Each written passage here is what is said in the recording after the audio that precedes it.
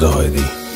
یکی میاد یه روز به جام اسم تو رو صدا کنه، تو قاب خیس اون چشات خاطره هاشو جا کنه. یه نفر میاد یه روز که دلش جای دیگه است، میگه عاشقه ولی بگه حرفای دیگه است. آخه هیچکی واسط مثل من نمیشه، عشق تو میمونه تو دلم همیشه. من هنوز میخوامه مثل اون قدیما، حرف دل عزیزم که دوتا نمیشه. آخه چشم من به راهت، کاش بیام تو خوابت. آخه چشم من به راهت، کاش بیام تو خوابت.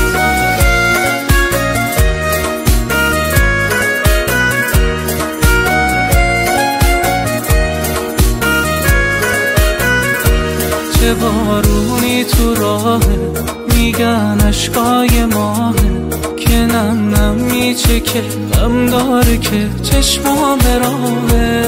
بیا افسونگری کن، شبا نیلوفری کن برای من که میخوامت، که فکر بهتری کن.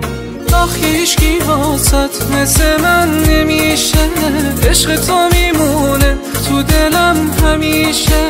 من هنوز میخوامت مثل اون قدیما، حرف دل عزیزم که دوتا نمیشه. آخه من که میدونم آخرش یه شب برمیگردی سمت خونه، بهتر از خودم کی میخواد برات شاخ گل من بخونه. آخه چشم من به راهت، کاش بیام تو خوابت.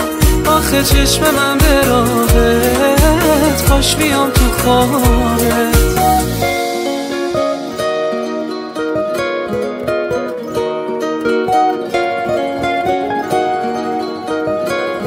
Arrangement مسعود نیکنام.